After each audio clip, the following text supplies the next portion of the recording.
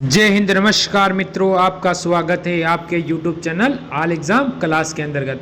Important GK question है वही मैं आपके लिए लेके आता हूँ, क्योंकि थोड़ी थोड़ी से अभी से तैयारी स्टार्ट करोगे आप तो अंत में आपको ज़्यादा मेहनत नहीं करनी पड़ेगी। मात्र 6 मिनट के अंदर आप ये क्लास पूरी देख सकते हो। पहला क्वेश्चन क्या कहता है, देख लेते हैं।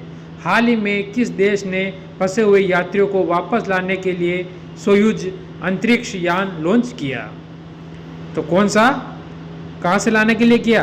वह है रूस से। ऑप्शन आपका यहाँ से बी बिल्कुल सही हो जाता है।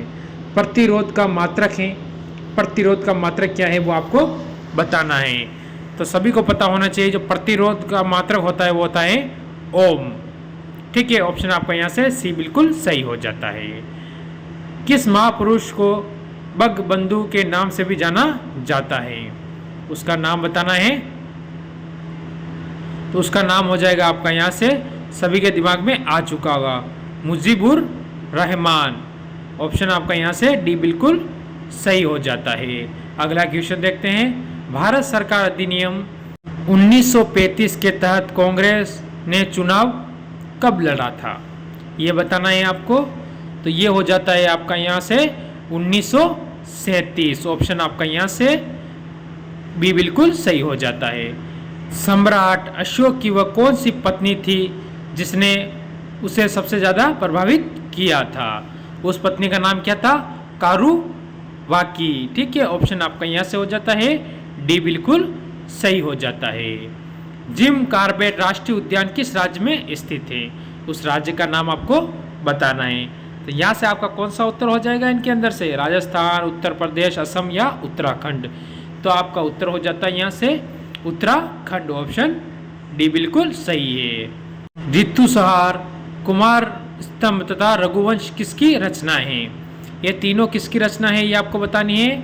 जैसे आपके सामने आ चुका है कालिदास, ठीक है, रविंद्रनाथ टैगोर, तुलसीदास या वेद व्यास।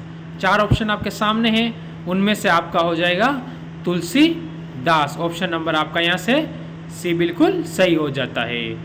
महाबलीपुरम के रथ मंदिर का निर्माण किस पल्लव शासक ने करवाया था? तो उस शासक का नाम आपको बताना है। यहां से हो जाता है नरसिंह वर्मन। ठीक है, ऑप्शन आपका यहां से हो जाता है कौन सा? बी बिल्कुल सही और सटीक उत्तर क्वेश्चन का यहां से बन जाता है। संसद के 2 सत्रों के बीच की अधिकतम अवधि कितनी हो सकती है? दोनों के बीच में अधिकतम समय कितना हो सकता है ये आपको बताना है। तो इसके अंतर्गत आपका कौन सा होगा उत्तर? यहाँ से हो सकता है आपका 6 माह। ऑप्शन आपका यहाँ से डी बिल्कुल सही होता है। ओलंपिक खेलों में हॉकी को किस वर्ष शामिल किया गया था? ये बताना है आपको। हॉकी आपको पता है हमारे भारत का, ठीक है, भारत प्लस पाकिस्तान का राष्ट्रीय खेल है। ठीक है, ये आपको पता होना चाहिए किसका है, भारत प्लस पाकिस्तान का राष्ट्रीय खेल है। क्या है सभी को पता है? राष्ट्रीय, ठीक है, राष्ट्रीय खेल। ठीक है, ये आपको याद रखना है। और ये आपका उत्तर हो जाता है यहाँ से 1928 में। ठीक है, अगले क्वेश्चन पर चलते हैं। असम राज्य का कौन सा अभ्यारण्य एक सिंग वाले गेंडों के लिए प्रसिद्ध है? एक सिंग वाले गेंडे हैं उनके लिए क्या है? प्रसिद्ध है। उसका नाम होगा काजीरंगा राष्ट्रीय उद्यान। ऑप्शन आपका यहाँ से ए बिल्कुल सही हो जाता है। महमूद गजनी ने सोमनाथ मंदिर को कब लूटा था? ये बताना है आपको। तो उसने लूटा था 1025 ईस्वी में। ऑप्शन आपका यहाँ से हो जाता है बी। और ये कहाँ है? गुजरात के अंदर। क्या है? सोमनाथ मंदिर कहाँ है? गुजरात के अंदर। अगला क्वेश्चन, घना पक्षी विहार किस राज्य में स्थित है? ये बताना है आपको। तो यहाँ से आपका उत्तर कौन सा होगा? आ चुका है सभी के दिमाग में, आ चुका होगा मेरे हिसाब से। यहाँ से हो जाता है राजस्थान। ऑप्शन आपका बी बिल्कुल सही है। अगला क्वेश्चन देखते हैं। निम्नलिखित में से किस देश को नील नदी का उपहार कहा जाता है? उस देश का नाम क्या है जिसे नील नदी का उपहार कहा जाता है? उसका हो जाता है मिस्र। ठीक है, ऑप्शन आपका यहाँ से हो जाता है सी। नील नदी आपको पता है विश्व की क्या सबसे लंबी नदी है, ये आपको ध्यान रखना है, लंबी नदी। ठीक है, अगले क्वेश्चन पर चलते हैं। जय जवान जय किसान जय विज्ञान का नारा किसने दिया, ये बताना है आपको।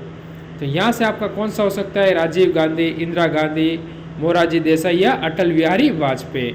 ऑप्शन आपका यहाँ से डी बिल्कुल सही हो जाता है। सूर्य के प्रकाश को चंद्रमा से पृथ्वी तक पहुँचने में कितना समय लगता है। तो आप सभी को पता है कि उसे वहाँ से यहाँ पहुँचने में 1.3 सेकंड यानी 1.5 मिनट का समय लगता है। अगला क्वेश्चन देखते हैं, न्यूट्रॉन के खोजकर्ता कौन थे, ये बताना आपको।